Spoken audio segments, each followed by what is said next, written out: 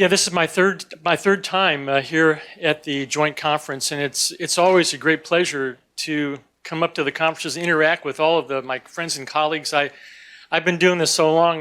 Bill, your introduction was very kind. By the way, Bill, you're a national treasure, and I'm just proud to know you as a friend and mentor. And as I get older, you know, I listen to the introductions, and they start to sound more like a eulogy, and I'm not really sure I like that. But I've got some important things to say to you today, and I think this is a very unique time in our history. We're living through, I think, the greatest technological revolution ever. And I was thinking back, I'm 68 years old now, and I was thinking back to when I grew up. I was born in 1951, so I'm a child of the Cold War. And I know we have a lot of younger people here, millennials, and my kids are millennials, so you know, when I talk about these stories about growing up and what we did, it just kind of doesn't even resonate with them. When I was a kid, we used to get under our desks in school and had drills. Bill, you'll remember this, against nuclear attacks. That was the way we were going to protect ourselves in case there was a nuclear attack. You get under your desk. Duck and cover, exactly. And when you think about it today, growing up in the Cold War, that was the time when we had an existential threat from what was the old Soviet Union. And back in those days, we adopted a strategy. This was a national strategy, existential threat from the Soviets. And our strategy was something called mutual assured destruction. That's a kinetic strategy. That means that we are building something called the nuclear triad, the bombers, the missiles, and the submarines. And our approach was, our strategy was, if the Soviets launched the first strike, we would have enough throw weight to launch a second strike and destroy the Soviet Union. So that kept us safe. That was a standoff. That was kinetic space. And I think what's changed today is that now we are fully involved in cyberspace. And the analogy that I make is that it's like looking above the waterline and below the waterline. Everything bad that happens in the water, in the ocean, with glaciers and sharks, is below the waterline. You can't really see it. And I think what makes our challenges so great today in cyber is that it's the black box phenomenon. You know, we love the technology. We're addicted to the technology. And we buy a lot of the technology. And I look at how far we've come in my lifetime. I remember when I was a second lieutenant in the Army, we were using the old IBM 36030s mainframes. They were stuck in the back of a big Army truck. And if you wanted to program, you had to do the punch cards. And you would leave a comma out and you'd put them in overnight, come back the next day and fix your error. And that was the way we did business back then. And you contrast that today with the smartphones and the tablets and the powerful supercomputers. And it's just an amazing journey we've been on. As part of that journey, we've defended our country for 243 years in kinetic space pretty well. But today, our country is under attack in cyberspace, and it's a whole new ballgame, from the war fighters to the intelligence community to the federal agencies to the private sector. All of us today are using the same technology. And unfortunately for us, this is kind of a good news and bad news story. We love the technology, we're addicted to it, and sometimes that addiction and that massive use of the technology makes us more productive, to be sure, gives us great capability, but it also has a soft underbelly of vulnerability. And so the message I want to leave you with today, and you'll see this throughout the presentation, I believe we need to change our strategy and how we are going about protecting our information systems. And as somebody mentioned earlier, there is a massive convergence of cyber and physical systems today.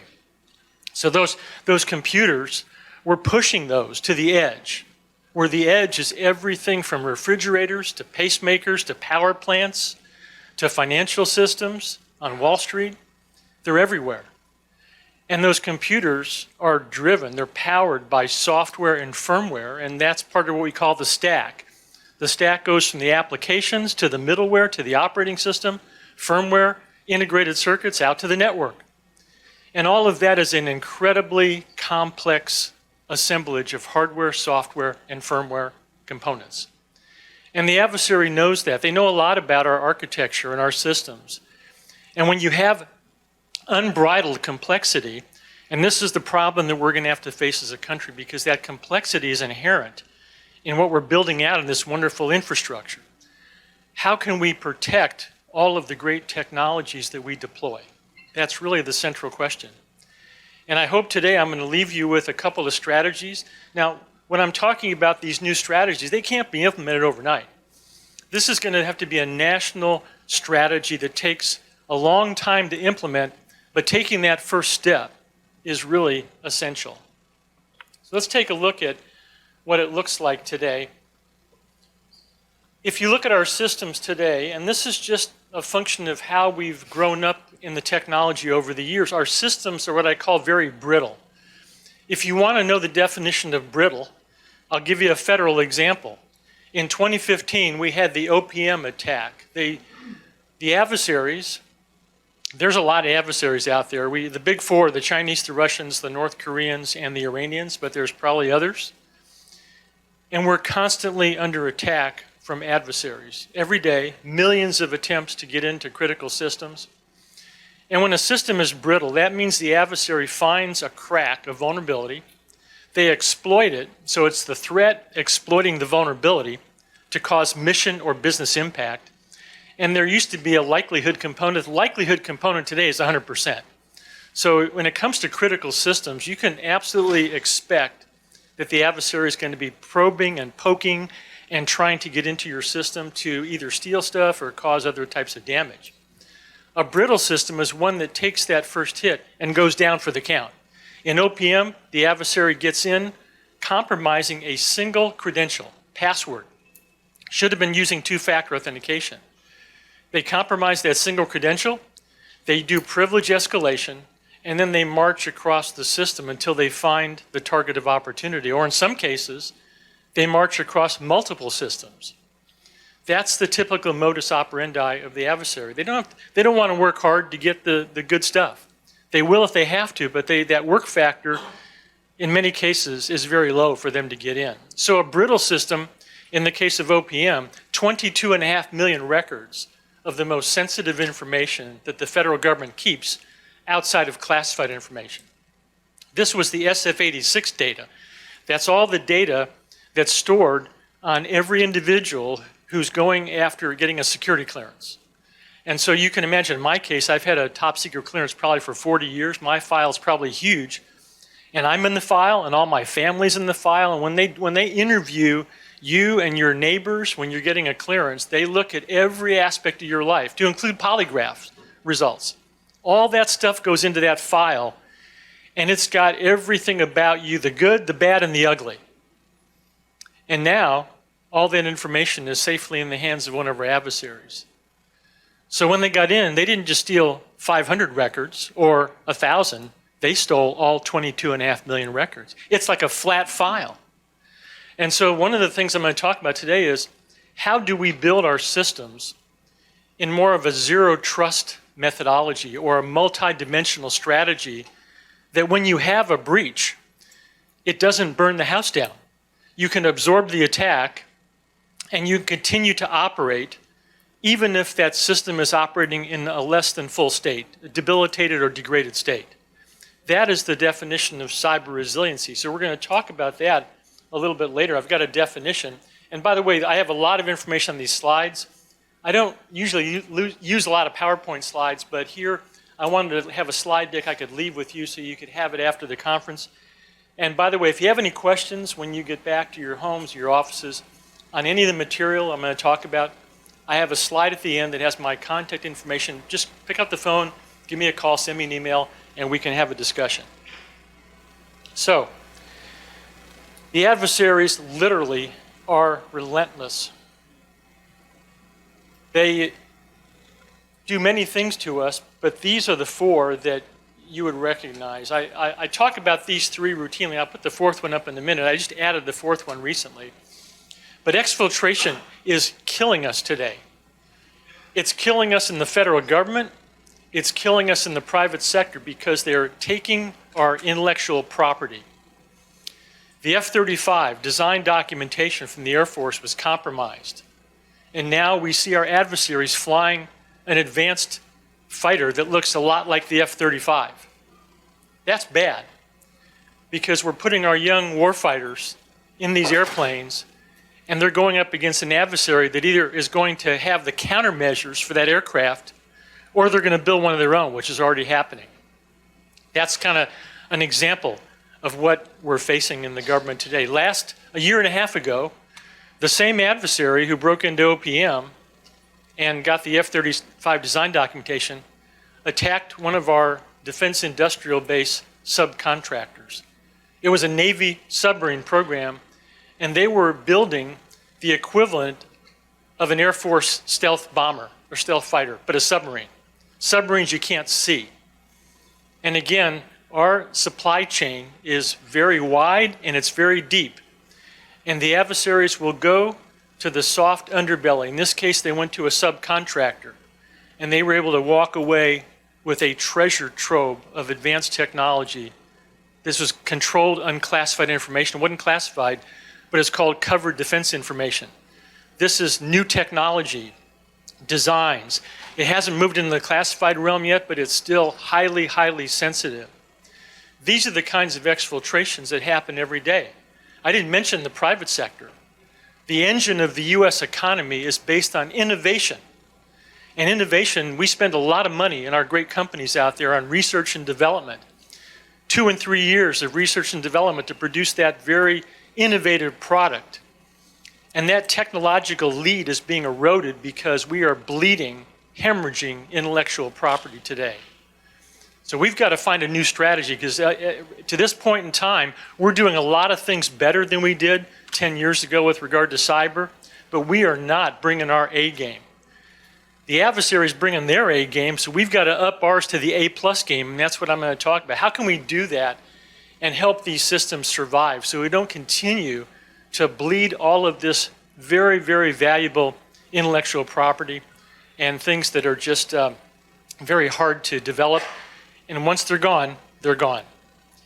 Pre-positioning a malicious code is another nightmare scenario. When you've got weak systems and your penetration resistance fails, the adversary can get in. They can certainly steal stuff from you, like in the case of OPM.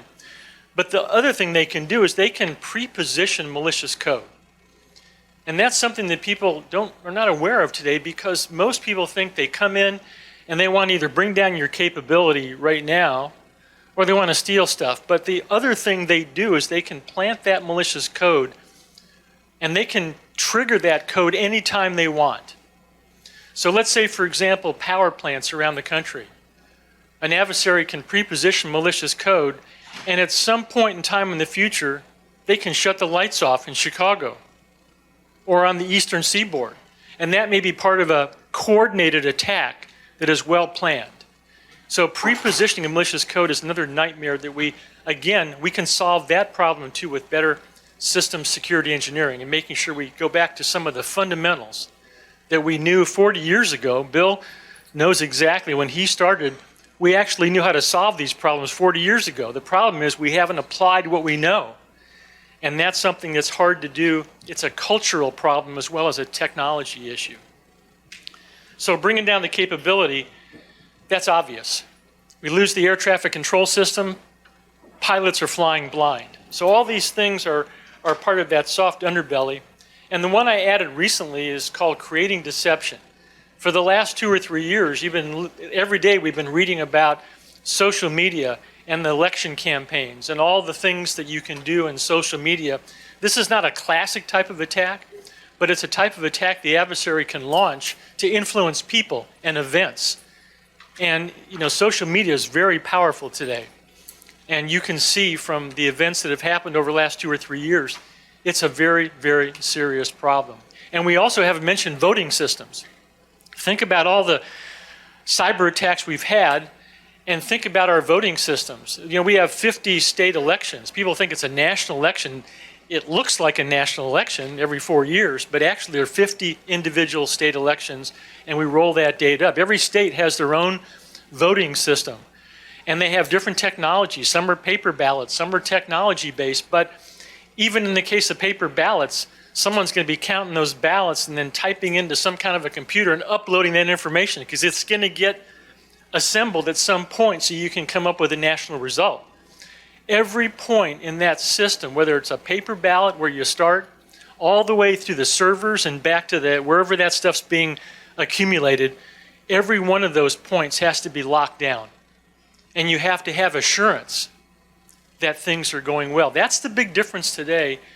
What I was talking about when Bill and I started a long, long time ago, when you talked about security, it was always two discussions. One discussion was functionality. What kind of things are you putting into the system that can help us protect the data, the information?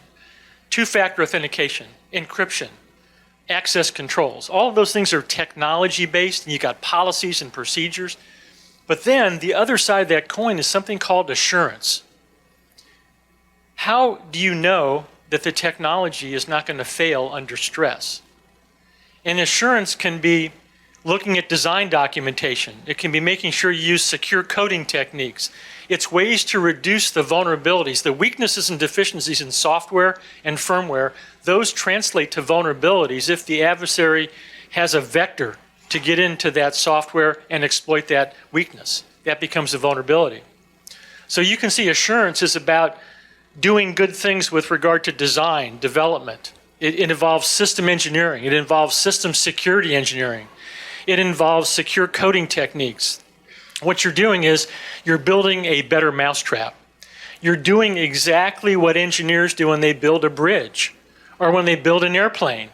Good systems engineering concepts. Why don't we do the same thing for our software and our hardware and our systems today? You see, unless and until we do that, complexity is always going to win for the adversary because they pick the time, the place, and the intensity of the attack. And we have far outstripped our ability. This is a physics or a computer science problem now. If you study complexity theory in computer science, you know that we have outstripped what we have deployed today. We've outstripped our ability to protect because we don't understand what's out there. Millions and trillions of lines of code, billions of devices. IoT, the Internet of Things space, is going to grow to 30 billion devices. Just look around your house. Everything from Alexa to your refrigerator to your automobile, everything's got the computer in it. We're all hooked up. And that becomes a real problem when we talk about critical infrastructure. We're not talking about protecting everything to the highest degree. But what the first thing we have to do as a nation is come to grips with what are the most critical things across all of our critical infrastructures that we absolutely need to protect. It's the same thought process that you use and I use when I get a safe deposit box. I figure out what's in my house that's so valuable that the lock on the front door is not good enough, and I go down to the bank and I get a safe deposit box. Can't put everything in there, but I figure out what's critical, and I do take some of the stuff and move it. That's a separate domain. It's called domain separation. And that's a separate security domain for my critical things that are not well protected in the house. So this is a problem that is going to take some getting used to, and I would highly recommend that if you have an opportunity, take a look at these 3 Defense Science Board reports. They started coming out in I believe, 2013, and they all ask the same question.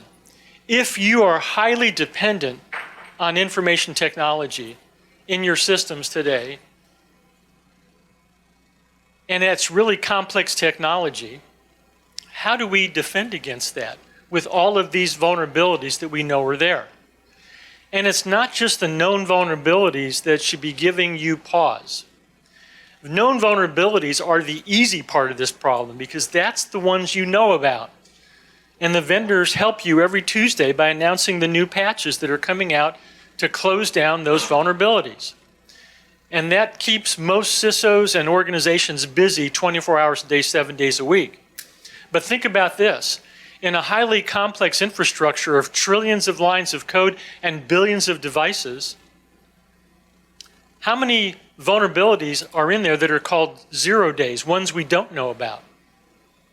Well, the answer to that is the number of those are growing exponentially because of the complexity. Complexity equals attack surface.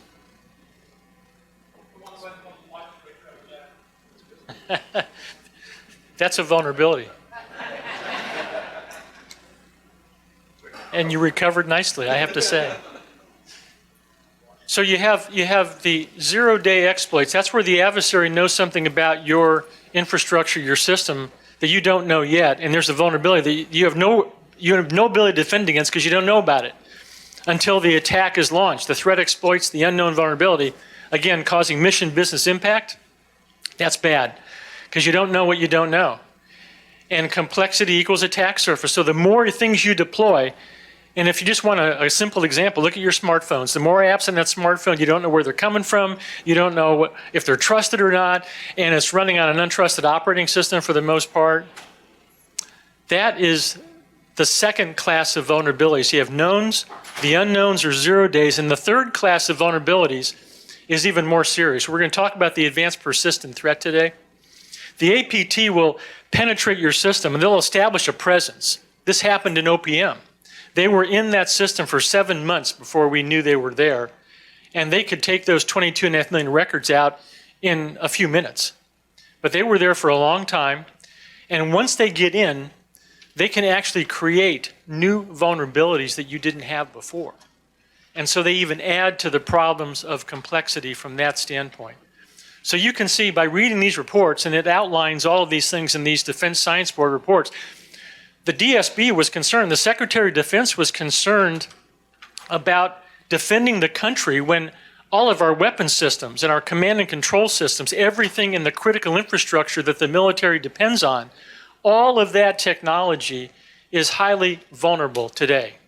And so the question they asked was, can we still defend this country in cyberspace like we did in kinetic space? And I'm not sure we have a good answer to that question yet. And that's why most of you are here today, to understand how can we get our arms around an incredibly complex, existential cyber threat today that we know is there, but it's not a question of knowing it's there. We all talk about the cyber attacks every day. We know they're bad. The real question is, what are we going to do about it to change strategies from the one we've been on up to this point in time? Because what we're doing today is not working very well.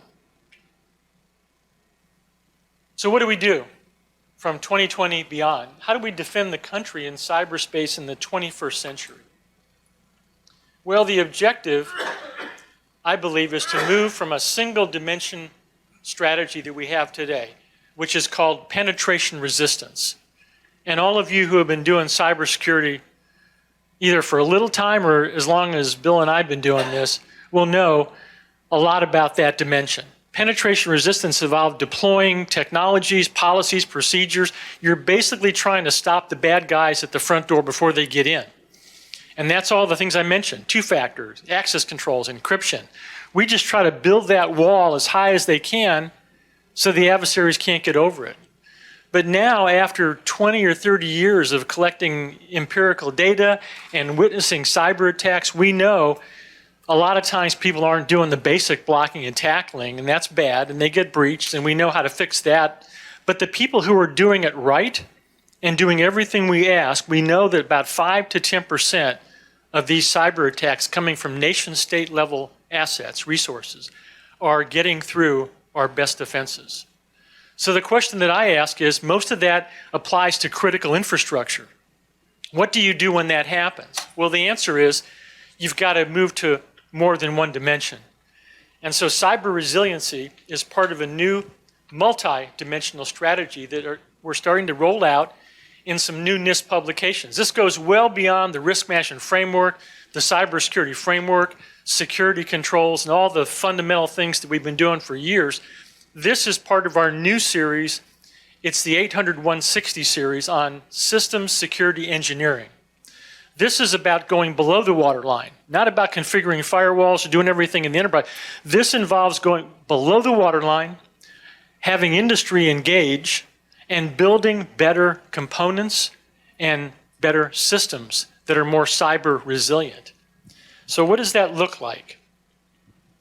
Well, this was the first dimension I talked about, harden the target, where the target is the system.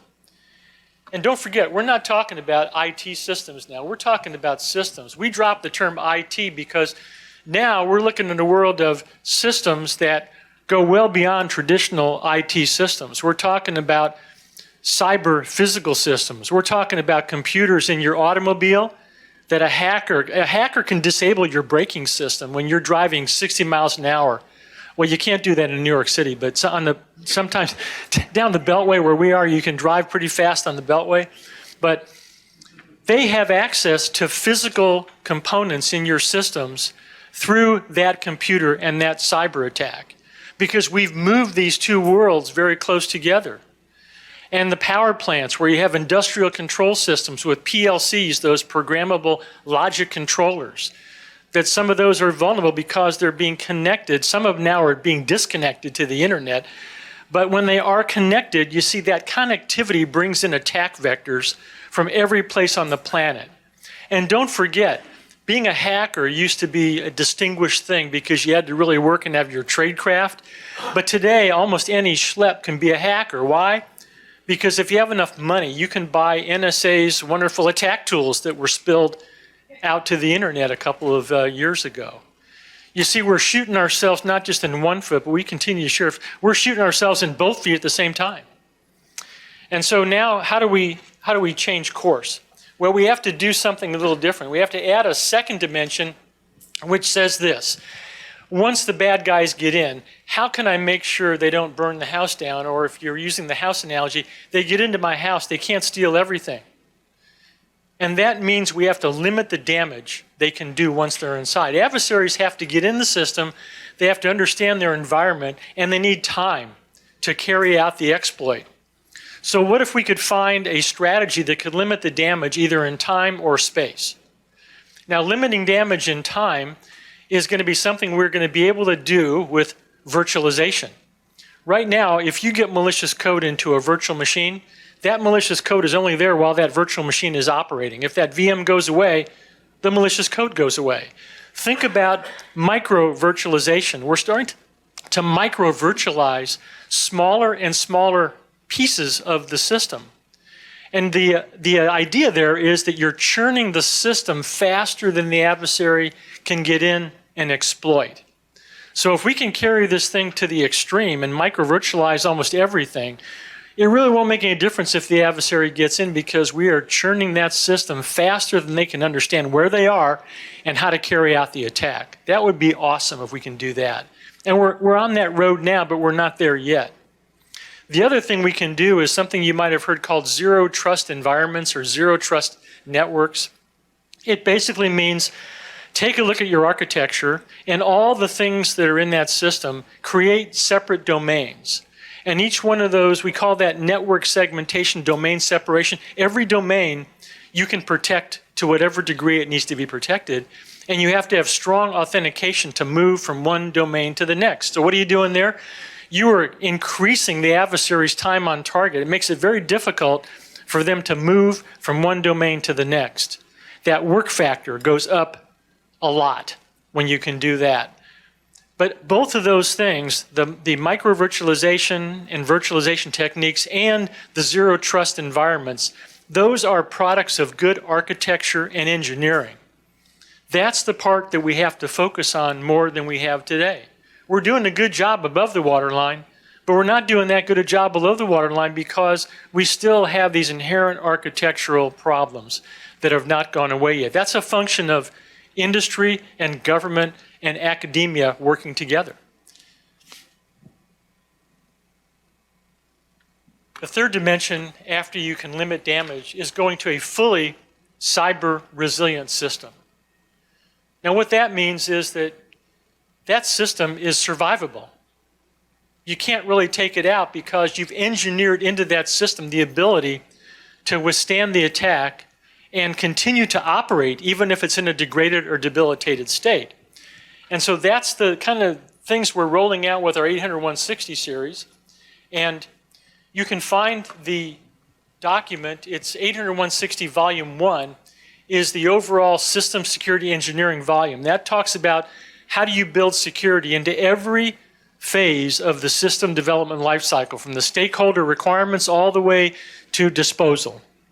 And we have provided you guidance on every step from the requirements to the architecture, to design, verification, validation, implementation, all of the guidance on what security considerations you ought to take a look at that stage in the life cycle, or part of that 800-160 Volume 1. Volume 2 is the one I'm going to talk about today. That is how to develop cyber resilient systems. So we take all of that life cycle that's in Volume 1, and we now bring in some cyber resiliency constructs, part of what we call a cyber resiliency engineering framework. And that's what's in Volume 2. So the new paradigm is going to make our finite state machines, that's what we have today, our computers, they're very brittle. It's going to try to make those finite state machines operate more like the human body. What makes the human body wonderful is because we have an immune system. And if I get exposed to bacteria or viruses or things that can bring me down, my immune system kicks in. I may get a cold, I may feel crappy, but I know I'm still standing up, I'm moving around. That's the definition of cyber resiliency for systems. It's the same thing. We have to be able to bring those same kinds of concepts into that very brittle world of finite state machines. So this is a basic definition of cyber resiliency. And it's what you would, this is very intuitive. You have to anticipate the attacks. You've got to be able to withstand the attacks, recover from the attack under the adverse conditions. And then you have to be adaptable because the adversary, the threats are always changing. And that's one of the things that makes cyber resiliency so much of an imperative. You can't continue to have a threat space that is evolving and a single structure on how you defend these systems, because what you deployed yesterday may not be capable of stopping that next cyber attack tomorrow or today. And that's the dilemma that we're in.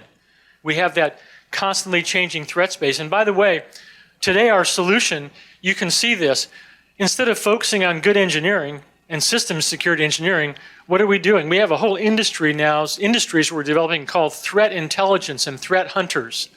We are going to be the best vulnerability hunters on the planet. And that's good, that's not bad. But you know what?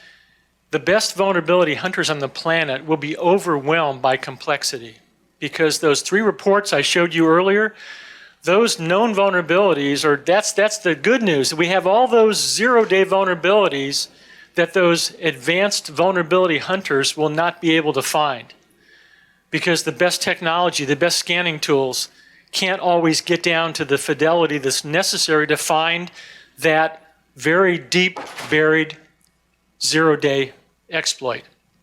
And so the only way to get around this is good architecture and good engineering, and that's really the fundamental foundation on the 800-160 that we're building. So we have cyber resiliency, and then coming out of that is something called cyber resiliency engineering. And this is not something that's new in some respects. We've been doing engineering for a long time, but it is a specialty discipline that resides within the systems engineering world.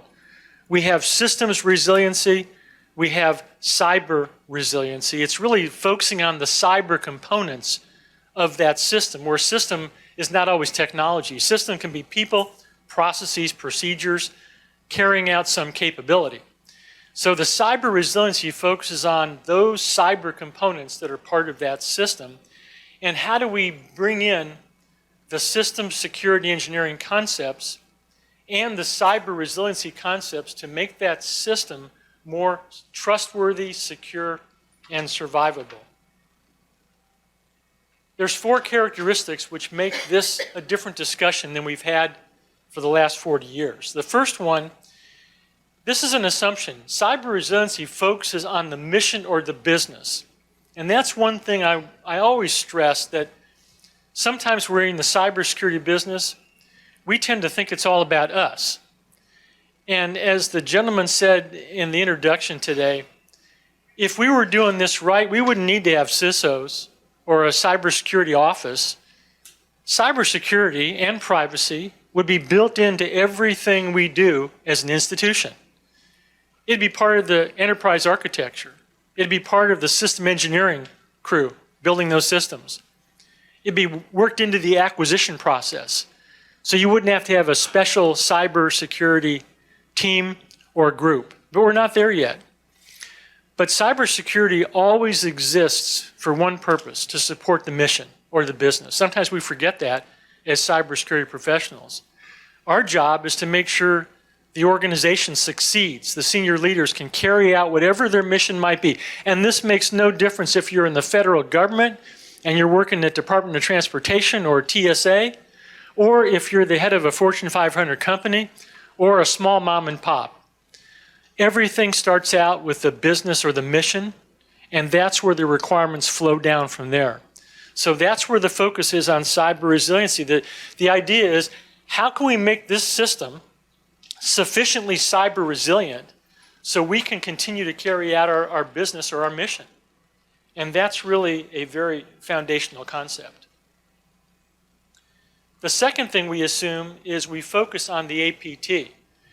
The traditional threats that are out there, we've been dealing with those for a long time. We want to focus on the really high-end threats because it turns out those are the ones that are focusing on the critical infrastructure, whether that critical infrastructure is on the federal side or the private sector.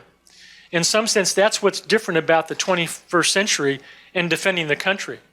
We can't defend the country in kinetic space anymore without first addressing our cyber defenses, because those computers are so interwoven into that kinetic space.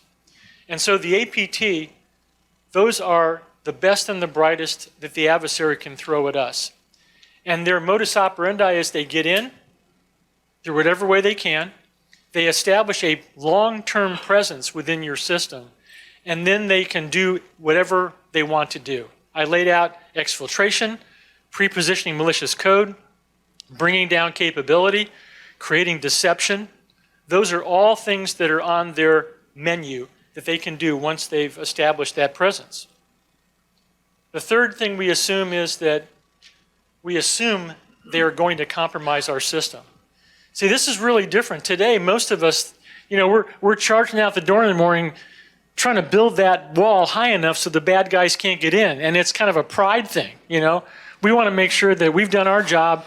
Penetration resistance is so good that they just can't get to us. But we know that's failing. And so we have to kind of swallow our pride and say, look, let's assume they're inside. How can we build and architect these systems so even when they're in, the damage they can do is limited and we can still take care of business. And that is very, very different than how we have grown up in this business before. And the last one is maintaining a presence. I mentioned that earlier. They're not just coming in for a quick hit and getting out. They really want that long-term presence and control because they're getting great benefit from being part of your world. And I think we've seen so many cyber attacks over the last decade, public and private sector, where they've been in there 7 months in OPM, 2 years in some cases. They're just there for a long time. And the part about this that's troubling is that your system looks just fine. All the lights are blinking. You're going on doing your business like nothing's wrong. And meanwhile, they are really buried deep in that system, and they're doing damage, and you don't even know about it in many cases. That's the scary part. The good news is that cyber resiliency engineering and system security engineering is very close to a lot of other disciplines that have been around a long time. I just put a few on the slide here. Fault tolerance, reliability engineering. You see, we've been doing systems engineering for a long, long time in very high-stress environments. I love NASA. I love NASCAR. They're two different things, right? One's about high-performance automobiles driving around those tracks at 200 miles an hour, very dangerous. And one is about sending astronauts to the moon and bringing them back. Why do I like those? Because these are folks who are working in high-stress, high-stakes environments, and they know how to engineer a system to get the job done. And we can take a lesson from those folks. Now, my first exposure to the NASA program, space program, was back in 1961. I think I might have mentioned this last time I was here. I was a big fan of, I love model rockets. I used to build model rockets and launch them as a kid, a 10-year-old. And President Kennedy, this was 1961. Many of you young folks weren't even born back in those days. But President Kennedy had a very famous speech. He said, we are going to go to the moon and do other things before the end of this decade, not because they are easy, but because they are hard. What was he doing? This was an address to the nation. I think it was down at Rice University in Texas. And he was challenging the best and the brightest of the American people to rise to the occasion to counter an existential kinetic threat from the Soviet Union. We were involved in that hot missile race. And what happened? NASA was born. We brought together industry, government, and the academic community, and we actually put the first man on the moon, astronaut on the moon, in 1969. And I still remember that day like it was yesterday. It was July the 20th. I was a plebe at West Point. I'd only been there 20 days. Didn't even know where the bathrooms were yet, but they woke us up at 2 o'clock in the morning and marched all 4,400 cadets into a big room, big auditorium, and we watched the first moon landing. And that had such an impact on me that whenever I see a full moon today, I walk out there and say, man, we've had people up there. How did we do that? We can't even do two-factor authentication after 15 years. Seriously, there's something wrong with the situation today. We are totally focused on the technology and the capability and the nice-to-have stuff that we can do, and we are totally missing the huge blind spot of this soft underbelly that's putting the nation at extreme risk today. And we just can't see it because it's below the waterline. So that's really the message today. And the cyber resiliency engineering framework that I'm going to talk about, I'm not going to spend a lot of time on this because it's really inside baseball. And so some of you who are not engineers or just don't really, your eyes may glaze over, but the point I want to make to you is that we have a cyber resiliency engineering framework that's very structured and flexible. And it doesn't just apply to your new systems development. You can apply the guidance in 800-160 Volume 2 to your 95% of your systems today that are legacy, installed base. Sometimes you can't just bring in that new system. It takes a while. Upgrade, procurements. But the guidance that we provide you, starting with these constructs, they're very well laid out. What are your goals for cyber resiliency? What are your objectives? We have those objectives broken down to sub-objectives, and then there's techniques on how to achieve cyber resiliency. And then we have specific approaches, which starts to get down to what kinds of technologies can you buy to implement those techniques that can satisfy the objectives to reach your goals. And then all of that is couched in a structural and a strategic set of design principles and guidance. So we never lose the fact that this is all tied back to science and engineering. And that should give you great hope. These are the 4 goals. You saw those on the definition of cyber resiliency. Just so happens those are the 4 goals in the cyber resiliency engineering framework. Coming down from the goals, these are the objectives. And you can see a lot of these are very intuitive. Try to prevent or avoid the attack to begin with, or the breach. Doing your preparation work. All of the things, being able to reconstitute your system after you've had that bad attack, continuing to operate. And then they're just, all of these things will resonate with you and your organization in the context of whatever your mission or your business operations might be. Going down, these are going down from goals to objectives. These are now the techniques that are used in cyber resiliency. I'm not going to go into all the details and definitions. You can kind of see from just the titles. I talked about segmentation, network segmentation, domain separation, redundancy, having multiple iterations of data. So when you have that ransomware attack, you don't care because you got that data backed up offline. You know, you just kick them out, take the data back from the backup, the cloud, wherever it is, and then continue to march. You know, these are ways to operate in a hostile cyber environment and continue to make sure the business survives. This is a graphic that shows how all of those constructs are put together. You can see it's kind of a life cycle flow too. You've got the goals, objectives, techniques, approaches. And again, all of those things come together. And it's customizable, by the way. Everything is laid out in very easy to follow tables.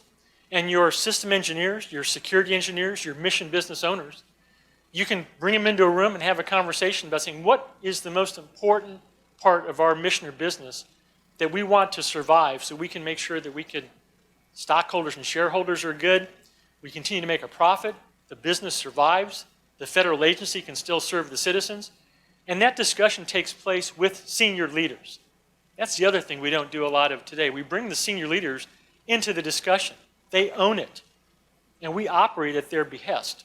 But if we don't bring them into the discussion, then we're going to be pushing our stuff up on them instead of having them ask us to help them bring in the appropriate level of security, privacy, and cyber resiliency to help them be successful. And that's a very, very different way of looking at this problem. Yes, I'll take questions at the end if we have time, and if not, I'll be around until about noon, and we'll get you offline there. So this comes out of the 80160. These are 14 of the 30 lifecycle processes. This is the one I referred to, where we develop security considerations for every one of these lifecycle steps. So your engineers, your system engineers, they will have a treasure trove of security guidance going back to some of the things Bill Murray developed back 40 years ago. And we went back and took 40 years of those best practices and concepts and trustworthy systems development, brought them all forward into one publication. And they're right there for you to use at your disposal.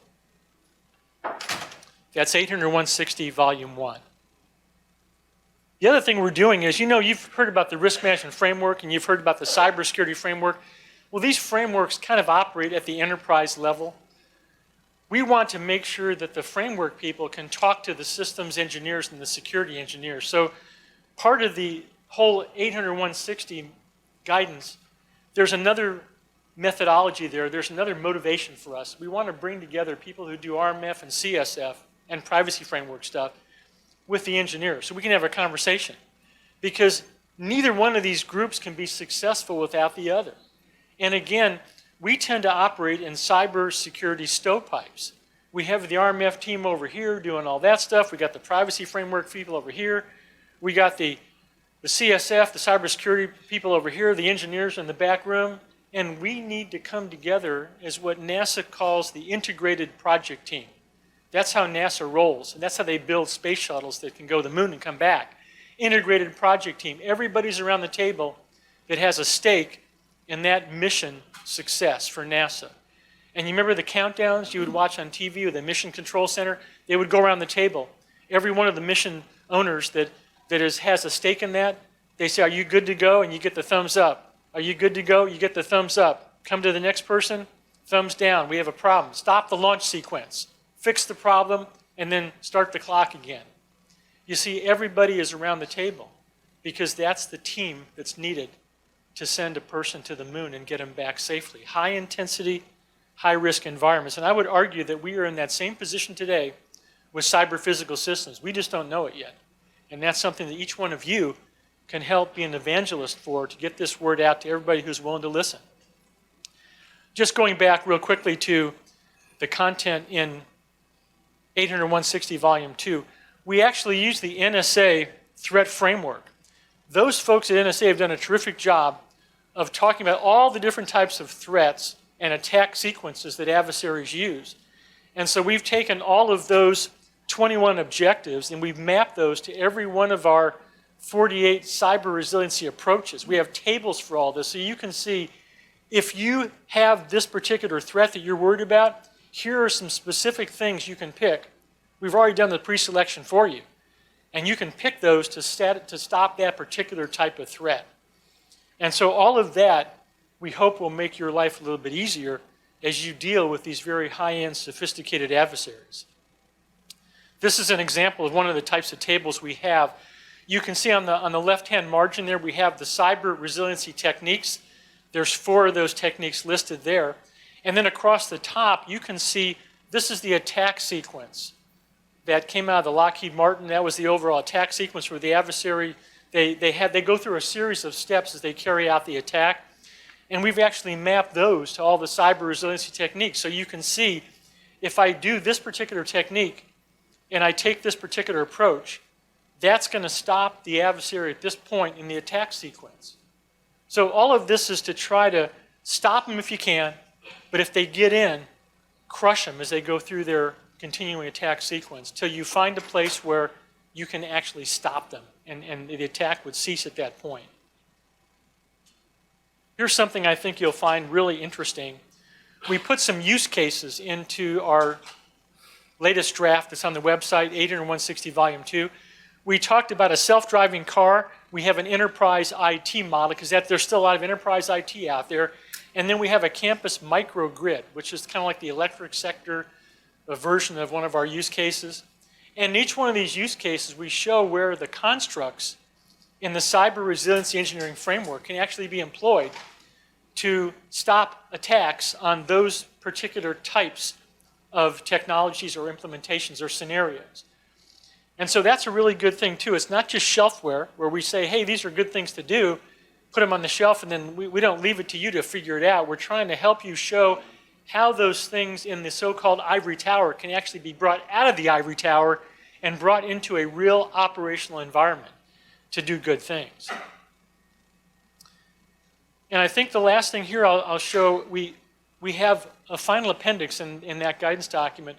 We took both the Ukraine cyber attacks, there were 2, and we actually show if your electric grid had implemented some of these cyber resiliency techniques back in 2016, it would have been able to stop those types of attacks on the electric sector. So we're trying to show how we connect the theory with the actual practice. And so it might not fit your model exactly, but we couldn't develop use cases for everything. But I think we've given you enough information where we show that this resiliency framework operating within a systems engineering process, the life cycle, can be very, very effective to do really good jobs at helping us get to the bottom of this problem. This is the public review period that the document's out there. As always, we look for your feedback, and you give us good ideas. You tell us what makes sense, what doesn't make sense, and then we will incorporate that back into our final publication, hopefully by the end of this year.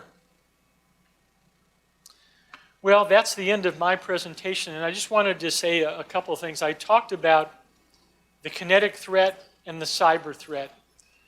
When you look at where we are today, we're kind of in the best of all worlds and the worst of all worlds. We certainly have this wonderful technology that we're using every day, but I hope I've given you some things to think about today as we go forward.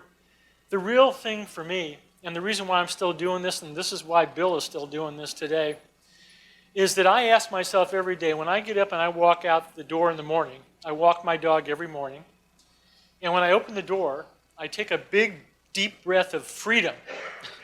Now that may sound corny to some of you, but everything we do in cybersecurity today, it really, and privacy, it does go back to that very, very important word of freedom. Because if we don't solve this existential cyber problem, and we don't have good security, or at least enough security to keep those critical systems going, and we don't have personal privacy because all of our stuff, our digital footprint is strewn everywhere, if we don't have those two things, I believe very strongly that that will be the first impingement upon our personal freedom. Without good security and privacy, your freedom is not going to be very far behind. That's a very sobering message. And it's very hard to convey, and this is why your jobs are so critical. Security Awareness Month that we're in now in October, this should be the sweet spot of all of us going out there and talking to people about what I've described today. Open up their eyes.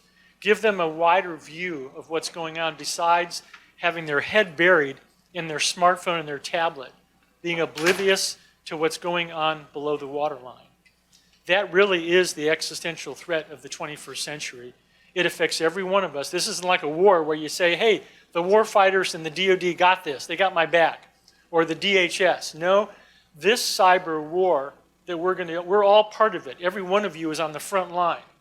Whether you're protecting your home devices, or you're doing stuff at work to help protect your private sector mission or business, or whether you're part of the federal government, or you are in fact one of our war fighters who are going out there on the point to defend the country.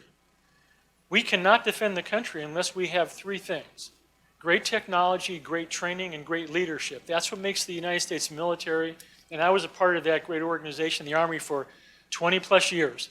Without those three things, we're going down. And the technology that we had during the first Gulf War, where you watched that cruise missile go through the window in Iraq, That technology now, the playing field has been leveled.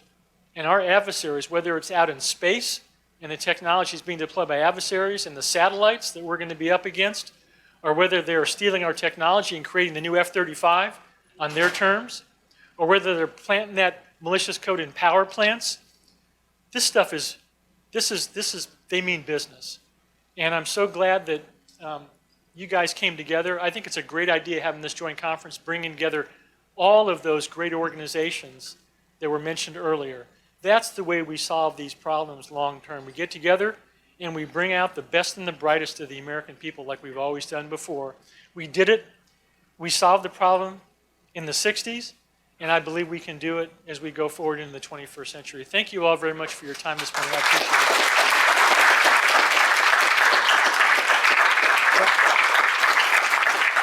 Thank you very much. I don't know if we have time for questions. If not, who's got the clock here? Anybody? Take questions? Okay. I think the gentleman in the back had a question. And then if we run out of time, I'll be here. So just hit me in the back. Yes, sir. Does a great job of adding the alignment to the business and the organizational objectives. And then you also mentioned that in the 800-60 volume. Does the 860 include it, or do you still do the risk management framework first? How would you suggest? Well, this is the question that comes up all the time. You know, we have the risk management framework, and then we have the engineering guidance. So what we did in the risk management framework, we call it RMF 2.0. It went on our website in final, I believe, December of last year. In that publication, we've integrated privacy, supply chain risk management, and cybersecurity risk management into one single framework. So your privacy officers can use the same RMF with privacy controls, doing the same things the RMF does. It's a process. We also took the engineering guidance in 80160, and every one of those tasks in the RMF, we related back to the appropriate place in the 80160 life cycle. So the idea there is we can't do this in one fell swoop, but we're trying to make the engineers see where they align with the RMF people, so you can have that conversation. Now, yes, both ways. So it's not a complete solution yet, but we're trying to, again, open up the aperture of the system engineers and the RMF people. They tend to work in silos. Now, the other thing that we're just starting to think about, and this has not gone anywhere yet, we're still in the very early stages.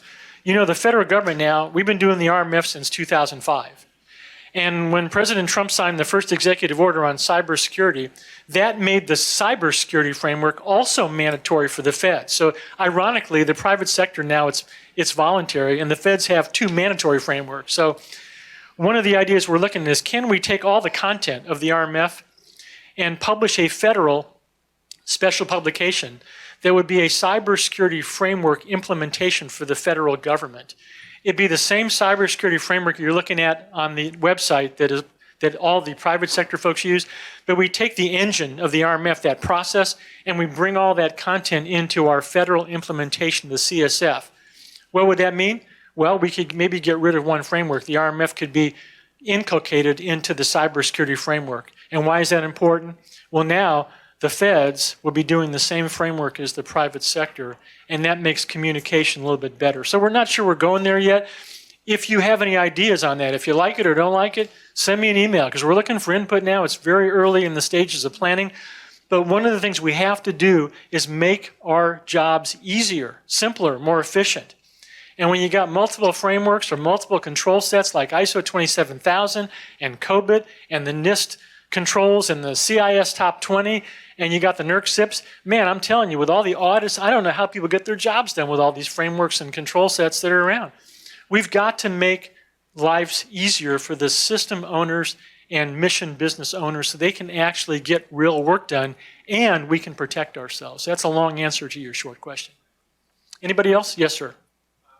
It's not a question, but in addition to making it easier, what I really love about what you presented there is you can articulate it to senior management, and it makes sense to them, right? Where a lot of what we do in cybersecurity, it just gets lost on it, right? Or they don't see how it aligns with their business priorities. Yeah, that's a problem because we have such a great professional group of people who are cybersecurity folks. in our framework that identifies the NIST framework. It's a cyber workforce framework we have also, and it shows every possible job you can have in cybersecurity. It's from system security engineers to policy writers, and we have tremendous people, but you're exactly right. Sometimes we just don't make the case because we're talking in different terms than the senior leaders. And I don't blame either side for that. They've got their jobs to do at the senior level, the CEOs, the heads of agencies. They shouldn't have to worry about two-factor. That's our job, but our job is also harder because we have to be able to take what we know about the technology and all the things we need to do and translate in language that they understand. The cybersecurity framework did a very good job of that. That's one of the strengths of the CSF. It was simpler to understand for senior leaders. And that's not a trivial thing. Once you can get by that, then if we can bring the RMF stuff in and get that engine moving below, then I think we're bringing both worlds together and solving the problem that you just raised. But it is a problem, and I don't blame anybody on either side, but we got to do better at building, I call it the middleware. The middleware is a term that computer people understand. Connects the apps to the operating system, right? That middleware sometimes doesn't exist in the conversation with senior leaders. We got to build that middleware, find ways to do it. Good question. Yes, sir. Thank you for your remarks. I'm intrigued by the potential for the existing conflict between innovation and security. And the challenge, especially with the investor community, we're going to make investments in these startups that need to have very small touches before they come out with their minimum viable product, and then are not building in security from the get-go. And in fact, making it potentially worse by bringing in the open source stuff that are actually introducing vulnerabilities. Well, this is going to be an ongoing problem. And I've thought about that a lot. Innovation is how this country rolls. We're innovators. That's in our DNA. But I think there's a time when the pendulum has to swing back a little bit. We've had it swung wildly to this way. Innovation is what we do. But I think sometimes we have to come back a little bit because it doesn't make a difference how much you innovate. If you can't protect what you're innovating, it won't make any difference in the long run anyway. We'll be going down. It's a problem, especially IoT is a classic case. Some of these devices, they're such small form factor that some of the traditional things we do in cybersecurity, you can't do that with some of these devices. But we do have the ability with our brain power to analyze what the device is supposed to do. How critical is it to your mission? Where is it going? Is it a critical component? And maybe we split the difference by saying, look, we're going to have to step back a little bit on some of that innovation when it's going into really critical systems, maybe not doing everything we want to do, but what we do put into that critical system, we know that it's bulletproof or as bulletproof as we can make it. That's not going to be for everything because innovation is going to continue to roll. But I think we can't just go down the road of just doing everything we want to do and forgetting about the impact of not protecting ourselves, because in a world of cyber physical systems, these have deadly consequences. And the automobile industry did the same thing. We had seatbelts, and then airbags were optional, and then airbags were not optional. They were part of what the auto manufacturers gave to you as a consumer. Sometimes it was from a little bit of regulation, but a little bit of they just wanted to bring a safer car to you. So you have seatbelts, airbags, steel reinforced doors, the engine compartment drops down, now all the sensors on the car. That's a combination of a little bit of regulation and a little bit of innovation and bringing a better mousetrap to the drivers and the consumers. So I don't have an answer, but we've got to come up with something that's going to give us that reasonable level of protection and cyber resiliency in critical systems, not everything. Thank you guys very much. Thank you, Ron.